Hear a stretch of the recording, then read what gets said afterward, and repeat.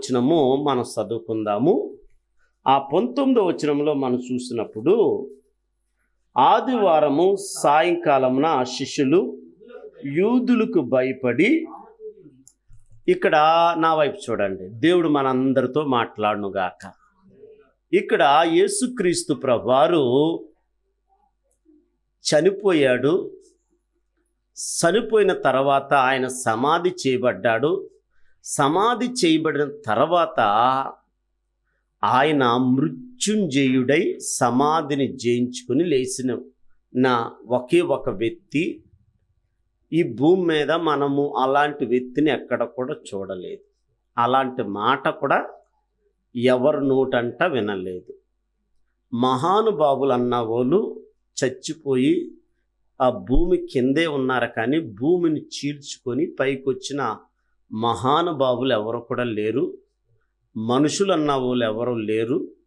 ఈ భూమి మీద అలాంటి పేరు ఎప్పుడు కూడా నేను వినలేదు. ఒకే ఒక పేరు విన్నాను, సమాధిని జయించుకొని లేచిన వ్యక్తి పేరు యేసుక్రీస్తు. ఆ యేసుక్రీస్తు సమాధిని జయించుకొని లేచిన తర్వాత అక్కడున్న యూదులు, ఆయన శిష్యులు వచ్చి ఆయనని ఎత్తుకుపోయారన్న సమాచారము, అబద్ధ సమాచారము ఆ దేశమంతా ప్రకటన చేశారు. అబద్ధికులు ప్రకటన చేస్తే, ఇప్పుడు శిష్యులు ఉన్నారే, ఈ శిష్యులు సాయంకాలంన ఒక ఇంట్లోని ఆ తలుపులు వేసుకొని కిటికీలు వేసుకొని గొల్లుమని ఏడుస్తున్నారు. ఎవరి కొరకు ఏడుస్తున్నారు? యేసు కొరకు ఏడుచే వాళ్ళు కాదేలో. నా వైపు చూడండి, యేసు కొరకు ఏడుస్తున్నారేలో. యేసు కొరకు ఏడ్చే వాళ్ళు కాదేలో. ఎవరి కొరకు ఏడుస్తున్నారు?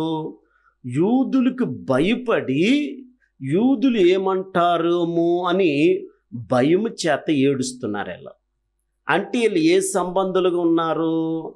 ఆత్మ సంబంధులుగా శిష్యులు లేరు. అప్పటికి యేసుతో నడిచారు కొంతకాలము. యేసుతో కలిసి భోజనం చేసిన వాళ్ళు ఏలే. యేసు ద్వారా మహిమ కార్యాలు, అద్భుత కార్యాలు చూసిన వాళ్ళేలే. కానీ ఏళ్ళు ఆత్మ సంబంధులుగా లేరు. ఎలాగున్నారు? శరీర సంబంధులుగా ఉన్నారు. శరీర సంబంధులకి భయం ఉంటుంది తప్ప ఆత్మ సంబంధులకి ఎప్పుడు కూడా భయం ఉండదు. మీరు ఎప్పుడన్నా అర్థం చేసుకోండి, రేపొద్దున్న ఎత్తబడేవారు ఆత్మ సంబంధులే కానీ శరీర సంబంధులు కాదు. ఈరోజు నువ్వు బాప్తిసం పొందిన నీవు, సంఘాన్ని అంటుకట్టుకుంటున్న నీవు, సంఘంలో నిలబడుతున్న నువ్వు ఎలాగుండాలంటే, శరీర సంబంధంగా ఉంటే నీకు భయం పుడతాది. ఆత్మ సంబంధంగా ఉంటే నీకు ధైర్యం వస్తుంది.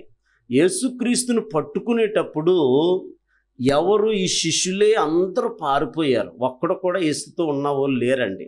ఎందుకు పారిపోయారంటే వీళ్ళలో భయం ఉంది. ఎవరిలో? శిష్యుల్లో భయం ఉంది. ఆ భయం చేత అందరూ పారిపోయారు. ఈ శిష్యులు కూడా భయపడి, యూదులకు భయపడి ఇంట్లో కూర్చొని ఏడుస్తున్నారు. ఎవరి కొరకు ఏడుస్తున్నారంటే యూదులకు భయపడి ఏడుస్తున్నారు. యూదులకు భయపడి ఏడుస్తున్న ఈ శరీర సంబంధులుగా ఉన్న ఈ శిష్యుల దగ్గరికి యేసుక్రీస్తు ప్రభువారు వీళ్ళ లోపల కూర్చొని ఏడుస్తున్నారు. తలుపులు వేసి ఉన్నాయి, కిటికీలు వేసేసి ఉన్నాయి. కిటికీలు తలుపులు వేసేసి ఉన్నాయి. మనం రావాలంటే తలుపులు తీస్తేనే మనిషి లోపలికి వస్తాడు. దేవుడికి తలుపులతో సంబంధం లేదు, కిటికీలతో సంబంధం లేదు, గోడలతో సంబంధం లేదు. ఆమేన్. నీవు తలుపులు వేసుకున్నా, కిటికీలు వేసుకున్నా సూర్యుని వెలుగు లోపలికి వస్తుంది. నువ్వు తలుపులు వేసుకున్నా, కిటికీలు వేసుకున్నా ఆ గాలి నీ లోపల ఉంటుంది. మరి ఈ గాలిని సృష్టించిన వాడే తలుపులతో సంబంధం లేకుండా సూర్యుని వెలుగు ఇంటి లోపలికి వస్తుంది. గాలి లోపలికి వచ్చేస్తుంటే మరి గాలిని సృష్టించిన దేవుడు, సూర్యుని సృష్టించిన దేవుడు ఆయన లోపలికి రాలేడా? ఖచ్చితంగా ఆయన వస్తాడు. ఆయన వచ్చేసాడు. వస్తమే కాదు, వచ్చేసి ఏడుస్తున్న శిష్యులను చూసి మీకు సమాధానము కలుగునుగాక అన్నాడు. అంటే దేవుడు ఎక్కడుంటే అక్కడ సమాధానం ఉంటుంది, దేవుడు ఎక్కడుంటే అక్కడ నెమ్మది ఉంటుంది, దేవుడు ఎక్కడుంటే అక్కడ సంతోషం ఉంటుంది. ఇలా దేవుని చూసినప్పుడు అప్పుడు దాకా ఏడుస్తున్న ఈ శిష్యులు యేసయ్యను చూడగానే సంతోషం ఇలా పుట్టిందండి. ఈరోజు నా దేవుడు నీతో ఏమని చెబుతున్నాడంటే, నా దేవుడు నీతో ఏమని మాట్లాడుతున్నాడంటే, మనతో ఏమని మాట్లాడుతున్నాడంటే, ఈ శిష్యులు భయపడే శిష్యులు. ఈ శిష్యులు ఎదుర్కోవడానికి వీళ్ళకి శక్తి లేదు. నువ్వు మానవుడిగా నువ్వు ప్రార్థన చేయలేవు, మానవుడిగా నువ్వు ప్రార్థన చేయలేవు, చేసిన ఒక అరగంట గంట కంటే ఎక్కువగా చేయలేవు. అదే నీ మానవ చూడండి, నీకు ఆత్మ సహాయము నీకు దొరికితే ఎన్ని గంటలన్నా నువ్వు మోకాళ్ళ మీద ఉండే శక్తి నీ మీదకి దేవుడిస్తాడు. మనం ఎలాగ ప్రార్థన చేయాలో తెలీదు, మనం తడుముకుంటూ ఉంటాము. ఎన్నో ప్రార్థనలు మన ముందు ఉన్నాయి, మనకు తెలీదు ఏ ప్రార్థన చేయాలో, ఎలా ప్రార్థన చేయాలో మనకు తెలీదు. కానీ దేవుడు ఏమంటున్నాడు తెలుసా, ఆత్మ మీ మీదకి వచ్చినప్పుడు ఉచ్చరిప్ప సౌఖ్యము కానీ మూలుగులతో ఆత్మే మీ పక్షంగా చూడండి ప్రార్థన విజ్ఞాపన చేస్తుంది అన్నాడు. అందుకని ప్రతి ఒక్కరికి మనకు కావాల్సింది ఏంటి? పరిశుద్ధాత్మ. పరిశుద్ధాత్మను పొందుకోవడానికి ప్రతి ఒక్కరు ప్రయత్నం చేయండి. పరిశుద్ధాత్మ కొరకు ఉపవాసాలు ఉండండి, పరిశుద్ధాత్మ కొరకు కనిపెట్టండి. పరిశుద్ధాత్మ మీద మనం ఆధారపడుతుంటే పరిశుద్ధాత్ముడు మనల్ని నడిపిస్తూ ఉంటాడు. పరిశుద్ధాత్మ నీ లోపలికి వచ్చి నీ పక్షంగా ఆయనే విజ్ఞాపన చేసేవాడుగా ఉంటాడు. అందుకని ఇప్పుడు దేవుడు వీళ్ళని ఏం చేశాడంటే, వీళ్ళ దగ్గరికి రాగానే వాళ్ళు ఉన్న భయము దేవుడు తొలగించాడు. ఇప్పుడు రెండోది సంతోషం వచ్చేసింది. ఆమేన్. మూడోది ఏంటి? పరిశుద్ధాత్మ వారి మీద దిగి పరిశుద్ధాత్మను వారు పొందుకున్నారు. పరిశుద్ధాత్మను వీరు పొందుకున్నారు. ఈ పరిశుద్ధాత్మను పొందుకున్న కానిచ్చి ఇప్పుడు జాగ్రత్తలకిద్దాము. యేసుక్రీస్తు ప్రభువారు వీరిని నడిపిస్తూ ఉన్నాడు. యేసుక్రీస్తు ప్రభువారు నడిపిస్తున్నాడు. ఎక్కడ వరకు నడిపించాడంటే మేడ గది వరకు నడిపించాడు. మేడ గది ఎక్కినంత వరకు నడిపిస్తున్నాడు. ఈరోజు నీ దేవుడు నిన్ను కూడా వాక్యం ద్వారా నడిపిస్తున్నాడు. ఎక్కడికి నడిపిస్తున్నాడంటే శరీర సంబంధమైన నిన్ను ఆత్మ సంబంధంగా ఆయన చెయ్యాలి నిన్ను. ఆమేన్. మనం ఏం చేస్తామంటే మన సొంత తెలివి ఉపయోగిస్తాము, మన సొంత చిత్తం ఉపయోగిస్తాము.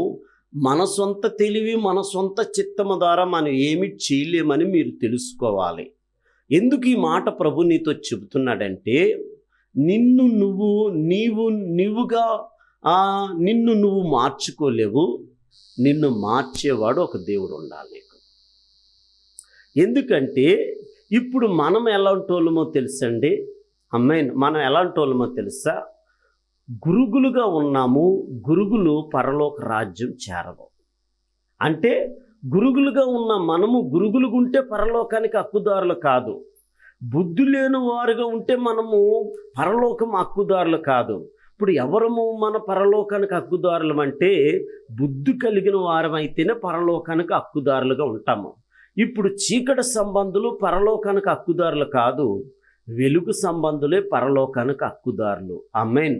ఇప్పుడు మనము దేవుడు మనతో మాట్లాడుతున్నాడంటే, చీకటి సంబంధులుగా ఉన్న మనము, ప్రభువును బాధ పెడుతున్న మనము, శరీర సంబంధులుగా ఉన్న మనము, ఇప్పుడు మనల్ని ఆయన ఏం చేయాలి? ఆత్మ సంబంధులుగా ఆయనే మనం చేయాలి. మన బలహీనతలు మనకు అలాగుంటే మనం పరలోకం వెళ్ళలేము.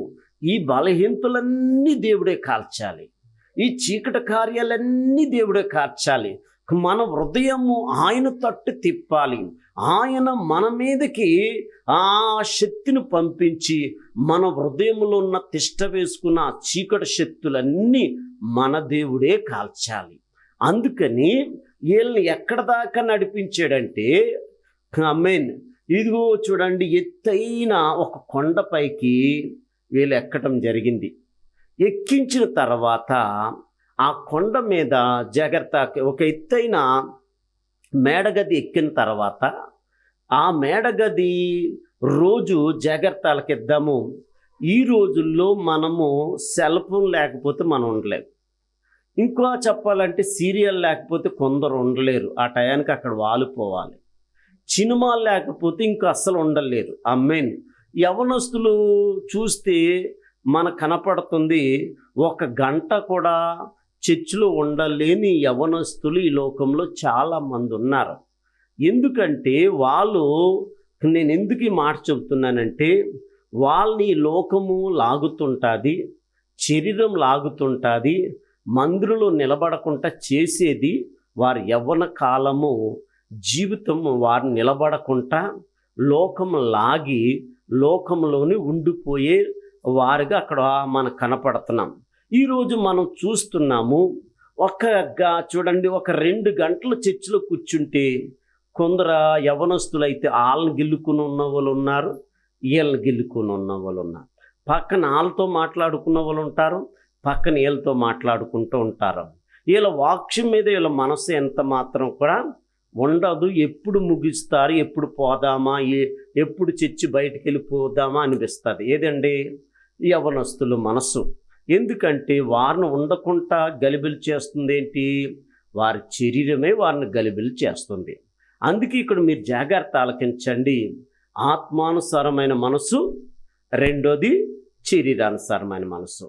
ఆత్మానుసారమైన మనసు ఏం చెప్తుందంటే, ఇదిగో తెల్లారింది, లేచి ప్రార్థన చెయ్యి అని ఆత్మ చెప్తుంది. అదే శరీరం ఏం చెప్తుందంటే, ఇంకొంచెం నిద్రపోదాము, ఇంకొంచెం దుప్పటి కప్పుకుందాము, ఇంకొంచెం లెగిద్దాములే, ఏం కాదులని నిర్లక్ష్యం కలిగి ఉంటుంది.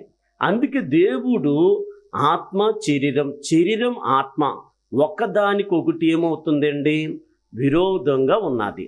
నువ్వు శరీర సంబంధంగా ఉంటే ఆశీర్వాదం పోతుంది. శరీర సంబంధంగా ఉంటే నువ్వు ఆశీర్వాదాలు పోగొట్టుకుంటావు. శరీర సంబంధంగా ఉన్న వాళ్ళు ఎవరు కూడా పరలోకం ఎత్తబడరు. ఇప్పుడు శరీర సంబంధంగా ఉండడం కాదు దేవుడు వచ్చింది, శరీర సంబంధంగా ఉన్న మనల్ని దేవుడు ఆత్మ సంబంధులుగా ఆయనే చేయబోతున్నాడు. ఇప్పుడు జాగ్రత్తలకిద్దాము. ఇప్పుడు పరిశుద్ధాత్మ మనతో ఏమని మాట్లాడుతున్నాడంటే, పరిశుద్ధాత్ముడు మనల్ని దర్శిస్తున్నాడు. ఏమిటంటే, ఇప్పుడు వీళ్ళు శరీర సంబంధులుగా ఉన్నారు కాబట్టి వీళ్ళకు భయం పుడుతుంది శిష్యులకి. రెండోది చూడండి, బెదిరిపోయేవారుగా, భయపడిపోయేవారుగా వీళ్ళు ఉన్నారు. ఇంకా ఆత్మ వీళ్ళ మీదకి దిగి రాలేదు. ఆమేన్. భయం వాళ్ళని ఆవరించి ఉన్నది. ఇప్పుడు దేవుని ఆత్మ నీతో మాట్లాడుతుంది ఏంటంటే, ఎప్పుడైనా నువ్వు ఆత్మ సంబంధంగా ఉంటే కష్టాలు ఎదుర్కొంటావు, బాధలు ఎదుర్కొంటావు, సమస్యలు ఎదుర్కొంటావు, ఇబ్బందులు ఎదుర్కొంటావు. ఈ పరిస్థితులు ఎలాగున్నా కానీ ఎదుర్కొనే శక్తి నా దేవుడు నీకు ఇస్తాడు. ఇప్పుడు జాగ్రత్తలకిద్దాం. యోబు జీవితంలో యోబు ఆత్మీయుడు. యోబు ఎవరండి? ఆత్మీయుడు. ఎన్ని పరీక్షలు వచ్చినా పరీక్షల్లో దేవుణ్ణే చూపించాడు కానీ తన పిల్లలను చూపించలేదు. ఆమేన్. ఎన్ని శోధనలు వచ్చినా కానీ ఆ దేవుడి వైపే చూసాడు కానీ తన వైపు తాను చూపించుకోలేదు. ఎన్ని రీతిలో శోధించినా కానీ యెహోవా ఇచ్చాడు, యెహోవా తీసుకున్నాడు. శోధించేవాడు ఓడిపోయాడు కానీ శోధింపబడిన వాడు జయించడం మొదలుపెట్టాడు. ఇలా కాదు, అలా కాదు, అలా కాదు, ఇలా కాదు అనుకొని ఎటు దూరాలు, ఎవరిలో దూరాలో తెలియక ఇప్పుడు ఎవరిలో దూరాడు? యోబు భార్యలకు దూరాడు. యోబు భార్య కరెక్టు. ఎవరండి? యోబు భార్య కరెక్టు ఆత్మీయ జీవితం నాశనం చేయటానికి. ఎవరు అనుకున్నారు ఈ మాట? ఎవరనుకున్నాడు? ఆ దెయ్యము, ఆ దురాత్మ అనుకుంది. ఇప్పుడు యోబు భార్యలకు దూరి శోధిస్తుంటే యోబు ఏమన్నాడో తెలుసా? యెహోవా ఇచ్చాడు, యెహోవా తీసుకున్నాడు, యెహోవా నామానికి కృతజ్ఞతాస్తుతులు, స్తోత్రాలు. ఇప్పుడు కూడా ఓడిపోయింది ఎవరు? ఆమేన్. ఇందుకే మన జీవితంలో మనం ఓడిపోకూడదు, మనం జయించేవాడుగా మనం ఉండాలి. ఆత్మీయుడు శోధనలు జయిస్తాడు, ఆత్మీయుడు సంఘంలో నిలబడతాడు. ఆత్మీయుడు ఎన్ని కష్టాలు వచ్చినా ఆ కష్టాలన్నీ, అవమానాలన్నీ, నిందలన్నీ, శోధనలన్నీ, బాధలన్నీ యోబుకి 2 అంతల ఆశీర్వాదం తీసుకొచ్చేసింది. ఆమేన్. ఇప్పుడు ఆ జాగ్రత్తలకిద్దాము. ఇటు కాదు అటు కాదు. భార్య ద్వారా ఫెయిలైపోయాడు. ఎవరండి? ఎవరు? దుష్టుడు ఫెయిలైపోయాడు. ఇప్పుడు శిష్యులు లోపలికి వెళ్ళాడు. శిష్యుల్లో రకరకాలుగా యోబును శోధిస్తుంటే అక్కడ కూడా ఫెయిలైపోయాడు. ఈ యోబము జయించటం మొదలు పెడుతున్నాడు, ఈ దుష్టుడు ఓడిపోవటం మొదలుపెట్టాడు. అందుకని ఆత్మానుసారమైన మనసు ఆగా మనం ఎప్పుడు ఉంటామో మన ఇల్లు 3 పువ్వులు 6 కాయలుగా ఉంటాయి. ఆమేన్. నీ వ్యాపారము అభివృద్ధి చేస్తాడు నువ్వు ఆత్మీయుడు అయితే. నిన్ను గొప్పగా చేస్తాడు, ఇస్సాకును గొప్పగా చేసినట్లు. ఆమేన్. ఆత్మీయుడు ఎవరు? ఇస్సాకు కూడా ఒక ఆత్మీయుడే, యోబు ఒక ఆత్మీయుడే, దావీదు ఒక ఆత్మీయుడే, అబ్రహాము ఒక ఆత్మీయుడే. ఇప్పుడు శరీర సంబంధమైన ఈ క్రియలు మనలో చనిపోవాలి. శరీర సంబంధంగా నువ్వు నేను పోరాడలేము, అంత శక్తి మనకు లేదు. ఈ బలహీనులమైన మనల్ని బలవంతుడుగా చెయ్యాలంటే ఆత్మ ఒకటే చెయ్యాలి. ఆమేన్. ఇప్పుడు రేపొద్దున ఎత్తబడేవారు ఎవరు? ఆత్మ సంబంధులే ఎత్తబడతారు. అందుకే ప్రభు ఆత్మ నీతో నాతో మాట్లాడుతుంది. వీరిని ఎటువైపు తిప్పాడు దేవుడు? మేడ గది అనుభవంలోనికి తీసుకెళ్లారు. ఆదరణకర్త కొరకు కనిపెట్టండి. ఇక్కడ చర్చిలో కూర్చొని మీరు ఆదరణకర్త కొరకు కనిపెట్టండి. ప్రతి ఆదివారం ఆదరణకర్త నన్ను అనాథగా విడవనని చెప్పాడు కదా నా యేసయ్య. అయ్యా యేసయ్య, నన్ను అనాథగా విడవద్దయ్యా, ఆదరణకర్తను పంపించి నన్ను శక్తితో నింపయ్యా అని అడగండి. ఆదరణకర్తను పంపించమని అడగండి. ఆదరణకర్తే ఆయన సర్వసత్యంలోనికి ఆదరణకర్తే మిమ్మల్ని నడిపిస్తూ ఉంటాడు. ఆదరణకర్తే మిమ్మల్ని నడిపిస్తుంటాడు. నీకు తెలీదు. ఇజ్రాయిలు ఐగుప్తు దేశానికి కానానికి వెళ్తుంటే వాళ్ళు ఇటు వెళ్ళాలో తెలీదు, ఏ విధంగా వెళ్ళాలో తెలీదు, అసలు రూటే తెలీదు. ఎవరికంటే ఐగుప్తు దేశం నుండి కానానికి వెళ్తున్నప్పుడు వీళ్ళు నడిపిస్తున్నది ఎవరు? మేఘస్తంభము, అగ్నిస్తంభముగా దేవుడుండి దేవుడే నడిపిస్తున్నాడు. ఈరోజు మనల్ని నడిపించే ఒక నూతన మార్గముగా మన దేవుడు మనల్ని ఈరోజు నడిపిస్తున్నాడు. మనల్ని దేవుడు నడిపిస్తుంటే మనం నడిచేవారుగా ఉండాలి. మేఘం నడుస్తుంటే ఇజ్రాయిల్ నడిచారు. ఆ మేఘం నడుస్తుంటుంటే వీళ్ళు కూడా నడవటం మొదలుపెట్టారు. మన జీవితంలో నడుస్తుండి కొద్ది బలము పెరుగుతూ ఉంటుంది. బలము పెరుగుతుంది. మనం నడిచి కొద్ది మన అవసరతలు మన దేవుడే తీరుస్తాడు. వాళ్ళకి ఎక్కడ కూడా వాళ్ళ అవసరతలు ఎవరు తీర్చారు? దేవుడే 40 సంవత్సరాల్లో వంట చేసుకోకుండా పోషించిన దేవుడు. వంట చేసుకున్నారా? ఆమేన్. మీరే చెప్పండి. ఈరోజు మనమే చేసుకోవాలి.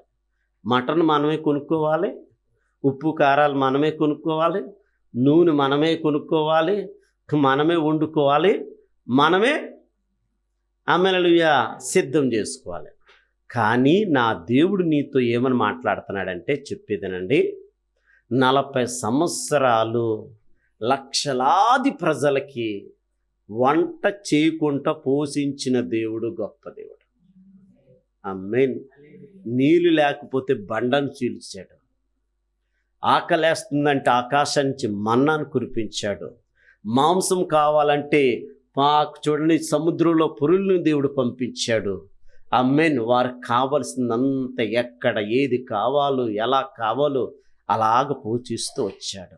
40 సంవత్సరాలు ఒక్క డాక్టర్ కూడా లేడు. 40 సంవత్సరాలు వీళ్ళు నడిచి కొలిది వీళ్ళ బలము పెరుగుతుంది. వీళ్ళ వస్త్రాలు చూడండి, చెమట పట్టలేదు, చెమట వాసన రాలేదు. ఏ టైలర్ లేడు మధ్యలో కుట్టుకోవడానికి. ఆమేన్. వీళ్ళ చెప్పులు అరగలేదు, వీళ్ళ కాళ్ళు వాపు రాలేదు. ఆమేన్. ఎందుకంటే దేవుని శక్తి వారిని ఆవరించింది. 2 చేతుల పైకి ఎత్తండి. హల్లెలూయా, హల్లెలూయా. నేను అంటాను, నువ్వు నిజంగా దేవుడితో ఉంటే, నువ్వు నిజంగా సంఘంలో నిలబడితే నువ్వు భయపడే అవసరం నీకు వద్దు. నీ గురించి నీ దేవుడు ఆలోచిస్తుంటాడు. నీ గురించి నిన్ను ఎలా గొప్పవాడుగా చెయ్యాలి అని ఆయన ఆలోచిస్తుంటాడు. నీ వ్యాపారాన్ని ఎలా అభివృద్ధి చేయాలని ఆయన ఆలోచిస్తుంటాడు. నీ పిల్లలకు జాబు కావాలని ఆయన ఆలోచిస్తాడు. నీ కుటుంబంలో ఎంత ఖర్చు ఉందో అంత ఖర్చు నీ దేవుడు నీకు ఇచ్చి మిగిలినంత రీతిలో దేవుడే అభివృద్ధి చేసుకుంటూ వస్తాడు. ఇప్పుడు ఇవన్నీ ఎవరు చేయాలి? దేవుడే చేయాలి. ఆమేన్. ఏ రాజకీయ జ్ఞానం పనిచేయదు, ఈ లోక మనుషుల జ్ఞానం పనిచేయదు, ఈ లోక జ్ఞానం ఏది పనిచేయదు. ఏది చెయ్యాలన్నా దేవుడే చెయ్యాలి. ఆమేన్. నీకు గాలి మనుషులు సృష్టించారా, దేవుడు సృష్టించాడా? దేవుడే. సూర్యుని ఎవరు సృష్టించాడు? దేవుడే సృష్టించాడు. ఆకాశం నుంచి వర్షం ఎవరన్నా రప్పించగలదురా? దేవుడే రప్పించాలి. ఆమేన్. ఈ సృష్టినంతటి కలగజేసిన సృష్టికర్త చెయ్యాలి తప్ప నీ వల్ల నా వల్ల గడ్డి పరక అవదని ప్రభు నీతో మాట్లాడుతున్నాడు. అందుకే మీ శక్తి ద్వారా మీ బలము ద్వారా ఏమి చేయలేరు, కానీ నా ఆత్మ ద్వారా నేను చేస్తానని దేవుడు స్వయంగా మనతో మాట్లాడుతున్నాడు. అందుకని ఇప్పుడు దేవుడు ఏం చేశాడంటే వీళ్ళని శరీర సంబంధులుగా ఉన్న ఏలో భయపడిపోయి పారిపోతున్న ఈ శిష్యుల్ని, భయపడి యూదులకి భయపడి ఇంట్లో ఏడుస్తున్న ఈ శిష్యుల్ని, ఇలా నిలబడలేని ఈ శిష్యుల్ని, బలహీనులుగా ఉన్న ఈ శిష్యుల్ని, అబద్ధికులుగా ఉన్న ఈ శిష్యుల్ని, యేసయ్యను అమ్మేసిన ఈ శిష్యుల్ని, అగో చూడండి దొంగతనముగా సిల్లరస చూడండి అక్కడ ధనాన్ని అమ్ముకుంటున్న వీళ్ళని, యేసుక్రీస్తుని అమ్మేస్తున్న ఈ శిష్యుల్ని, ఇంత బలహీనులైన ఈ శిష్యుల్ని ఆ బలవంతుడైన దేవుడు విడిచిపెట్టలేదండి. మనం అయితే ఖచ్చితంగా విడిచిపెట్టేస్తాం. ఈడు మాట ఎన్నాడు అని మనం విడిచిపెట్టేస్తాం. ఇప్పుడు నా దేవుడు చెబుతున్నాడు, ఇలాంటి వారిని బలపరచటానికి, బలహీనులైన వారిని బలముతో నింపటానికి, శరీర సంబంధులుగా ఉన్న మనల్ని ఆత్మ సంబంధులుగా చేయటానికి, చీకటి జీవితంలో ఉన్న మనల్ని వెలుగు సంబంధులుగా చేయటానికి, మోసగాళ్ళమైన మనల్ని ఆత్మీయులుగా చేయటానికి, లోక సంబంధులుగా ఉన్న మనల్ని, విలువ లేని మన జీవితాన్ని విలువ తేవటానికి, సమస్యల్లో కూరిపోయిన మన సమస్యల నుండి మనల పైకి లేపటానికి, మన దరిద్రం నుండి మనల్ని ధనవంతులు చేయటానికి ఆ దేవుడి లోకానికి దిగొచ్చాడు. మన రోగాల్ని, మన సమస్యల్ని, మన ఇరుకుల్ని, మన ఇబ్బందుల్ని అన్నిటిని తుడిచేయటానికి, కాల్చివేయటానికి, మనల్ని ఉన్నతమైన స్థానంలో నిలబెట్టడానికి ఆ దేవుడు మనందరి దగ్గరికి వచ్చాడు. మనము త్రోసేసిన నువ్వు వద్దు అంటుంటే మనల్ని ఎంట పడుతున్న ఆ మహాదేవుడు ఎంత ప్రేమ కలిగిన దేవుడు మీరు ఒక్కసారి ఆలోచించండి. ఎంత జాలి కలిగిన దేవుడు మీరు ఒక్కసారి ఆలోచించండి. ఎంత కరుణామూర్తి దేవుడు ఒక్కసారి ఆలోచించండి. వీళ్ళని దేవుడు ఎక్కడికి ఎక్కించాడు? దేవుని మందిరంలో మేడగదిలో స్థిరత కలిగి నిలబెట్టాడు. ఆమేన్. మనం అప్పటి వరకు గంట ఉన్నారేలా, ఒక అరగంట కూడా ఉండరు కొంతమంది. ఆమేన్. ఇప్పుడు ఎంత రోజు ఉన్నారు? 1 రోజు ఉండిపోయారు, 5 రోజులు ఉండిపోయారు, 10 రోజులు ఉండిపోయారు. ఆమేన్. 10 రోజులు ఉండిపోయి ఆదరణకర్త కొరకు ఎదురు చూస్తున్నారు. ఇంటి దిష్టి లేదు, పిల్లల దిష్టి లేదు, తిండి దిష్టి లేదు, నిద్ర మీద లేదు, ఆకలి మీద లేదు, దేని మీద లేదు. యేసయ్య మీదే మనసు వచ్చేసింది. ఎంత మార్చేశాడో చూడండి. ఎవరిని? శరీర సంబంధులంగా ఉన్న వీళ్ళని ఎలా మార్చేసాడు చూడండి, ఆత్మ సంబంధులుగా నిలబెట్టేశాడు అక్కడ. ఇప్పుడు ఆదరణకర్త కొరకు కనిపెట్టుకుంటున్నారు. ఆదరణకర్త కొరకు కనిపెడుతుంటే ఆదరణకర్త బలమైన గాలి భూమిలోంచి వీస్తుందండి.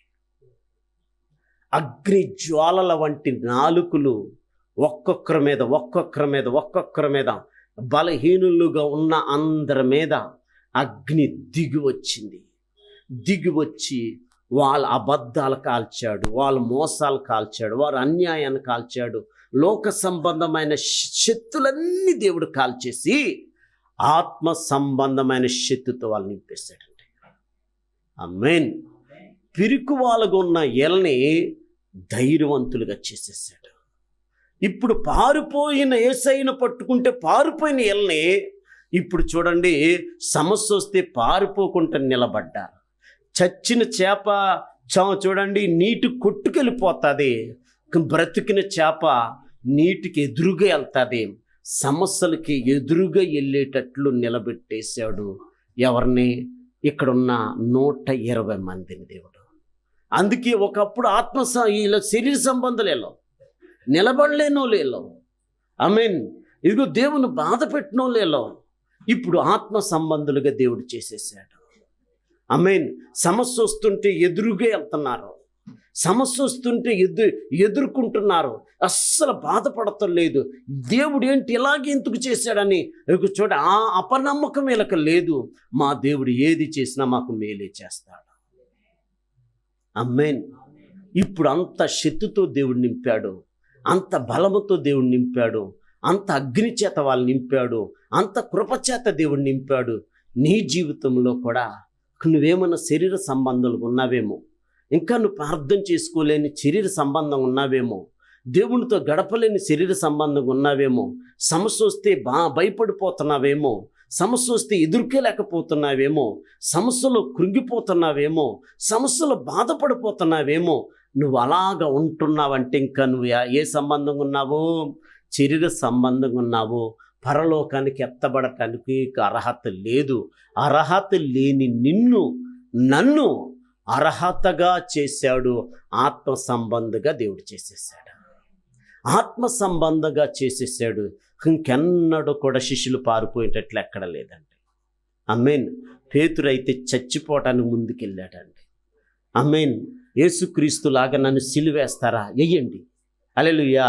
సిలువేస్తే వెయ్యండి, కానీ యేసులాగా సిలువేయొద్దు. కానీ నన్ను ఎలాగెయ్యాలండి? ఆమేన్. హల్లెలూయా. యేసులాగా వెయ్యొద్దు.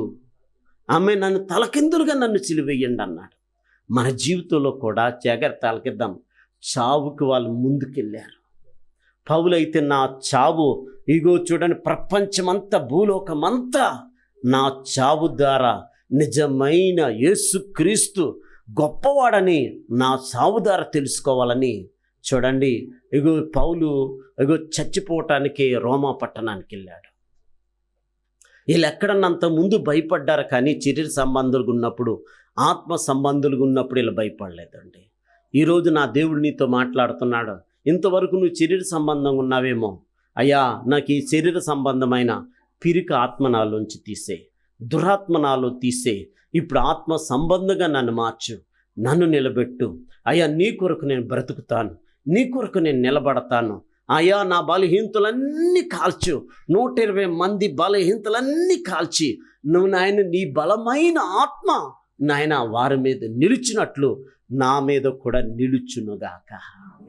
ప్రార్థన చేయండి. ఆమేన్. హల్లెలూయా. అందుకే చూడండి, ఇజ్రాయిల్ ఫిలిష్తీయులతో యుద్ధాన్ని చేయటానికి భయపడ్డారు. ఆమేన్. గొలియాతుతో యుద్ధం చేయటానికి ఎవరు కూడా తెగించలేదు. దావీదు ఒక్కడే తెగించి ముందుకొచ్చాడు. దావీదు మీద ఏ ఆత్మ ఉందండి? దేవుని ఆత్మ ఉంది. ఇప్పుడు యుద్ధం చేసింది దావీదు కాదు, కానీ దావీదులో ఉన్న దేవుడు యుద్ధం చేశాడు. నీ మీద ఆ దేవుడు ఉంటే నువ్వు యుద్ధం చేయటం కాదు, నా దేవుడు యుద్ధం చేస్తాడా. దావీదును ముందు పెట్టినట్లు నిన్ను కూడా ముందు పెడతాడా, నిన్ను కూడా ఆశీర్వదిస్తాడో, నిన్ను కూడా గొప్ప చేస్తాడో, నిన్ను కూడా అభివృద్ధి చేస్తాడో, నిన్ను కూడా విస్తరింప చేసిపోతున్నాడు దేవుడు. అందుకే ఆత్మను పోగొట్టుకోవద్దు, దేవుని సన్నిధి పోగొట్టుకోవద్దు. ఆత్మ సంబంధులుగా మనం ఉందాము, ఆత్మ సంబంధులుగా మనం జీవిద్దాము. ఆత్మ సంబంధులు నిలబడతారు, మనం కూడా నిలబడదాము. అటు కృప మనందరికీ దేవుడు అనుగ్రహించునుగాక. ప్రార్థన, కళ్ళు తల్ల వంచుదాం. ప్రభువా, మమ్మల్ని నువ్వు ఆత్మ సంబంధులుగా చేయి అయ్యా. శరీర సంబంధులు పారిపోయారయ్యా, శరీర సంబంధులు యూదులకు భయపడి ఏడుస్తున్నారయ్యా. అయ్యా, శరీర సంబంధులు ఎదుర్కోలేరు సమస్యలు, ఆత్మ సంబంధి ఎదుర్కొంటాడు. ఎట్టి సమస్య అయినా ఆత్మ ఇదిగో ధైర్యంగా ముందుకు నడిపిస్తుంది. ఆ రీతిగా నడిపించండి, ఆ రీతిగా నిలబెట్టండి, ఆ రీతిగా వాడుకోండి, ఆ రీతిగా కృప చూపించండి. నిన్న వాక్యం అందరి హృదయాలు నీరు కట్టి ఫలించి అభివృద్ధి పొందటానికి సహాయం చేయమని